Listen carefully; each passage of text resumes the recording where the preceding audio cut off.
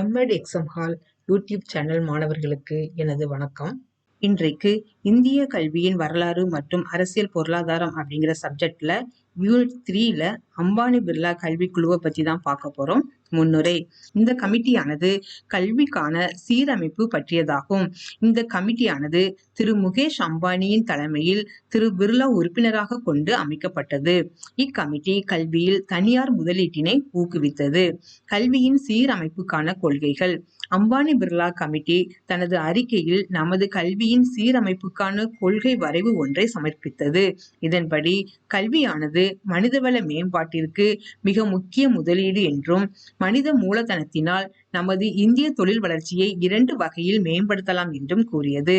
அதாவது மனித அறிவு மூலதனம் சார்ந்த வளங்கள் மூலமாக இந்திய தொழில் வளர்ச்சியை மேம்படுத்தலாம் என்று கூறியது.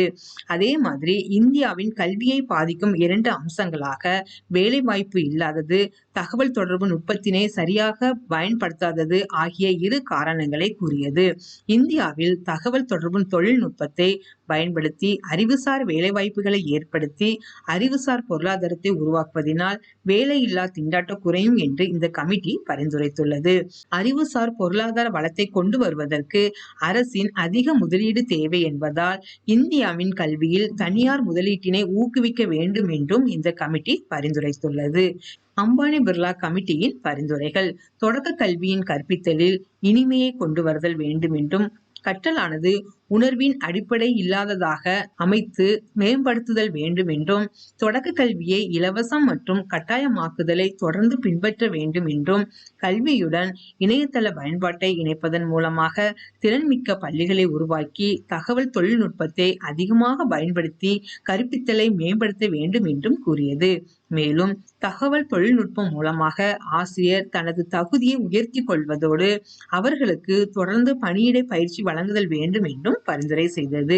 மேலும் கற்றல் அனுபவங்களின் வாயிலான கற்றல் செயல்பாடுகளையும் அனுபவங்களின் வாயிலான கற்றல் பயிற்சியையும் மாணவர்களுக்கு கொடுக்க வேண்டும் என்றும் பரிந்துரை செய்தது.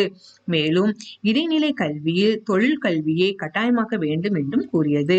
அதேபோல் தொலைதூர கல்வியை மேம்படுத்த வேண்டும் என்றும், விழுமிய கல்வியை தொடக்க கல்வி முதல் உயர்கல்வி வரை வலியுறுத்தல் வேண்டும் என்றும் கூறியது. நாடு முழுவதும் பொது கல்வியை நன்கு அமல்படுத்த வேண்டும் என்றும் கூறியது.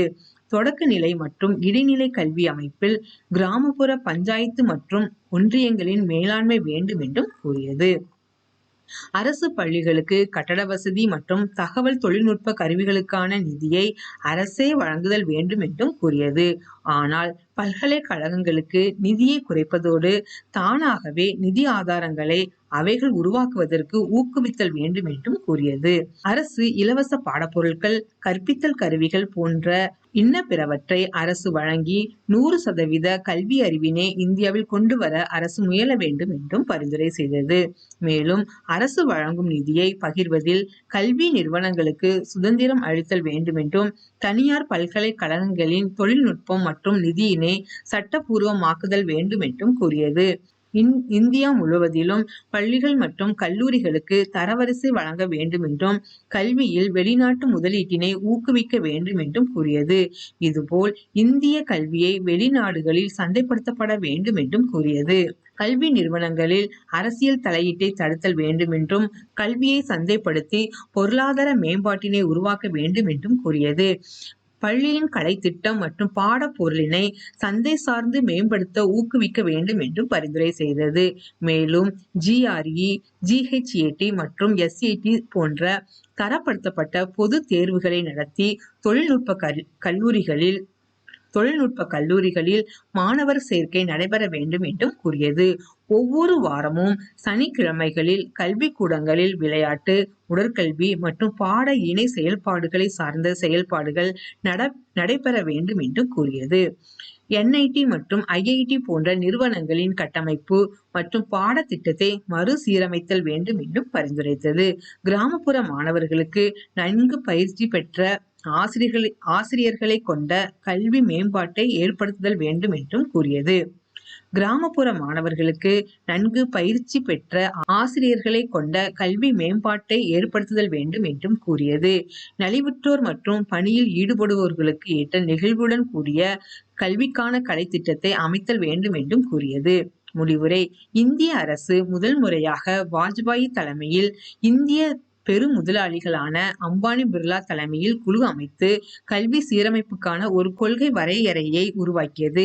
இக்குழு பெரும் லாபம் தரக்கூடிய சந்தையாக கல்வியை பார்த்தது. கல்வி கட்டணத்தை முழுமையாக மாணவர்களிடம் இருந்து வசூலிக்க வேண்டும் என அம்பானி, பிர்லா அறிக்கை கூறியது. நினைப்பதற்கு மேலான ஒரு பெரிய தொகையை கல்வி கட்டணமாக செலுத்தக்கூடிய ஒரு சிலராலேயே உயர்கல்வியை நினைத்து பார்க்க இயலும். இவ்வறிக்கை ஒரு எதிர்வினையான உயர்கல்வி மட்டுமல்லாது மக்களுக்கு எதிரானதாகவும் இருக்கிறது. ஆதலால் இது முழுவதுமாக நிராகரிக்கப்பட வேண்டும். சுயமாக கற்போம், தேர்வில் வெற்றி பெறுவோம். நன்றி, வணக்கம்.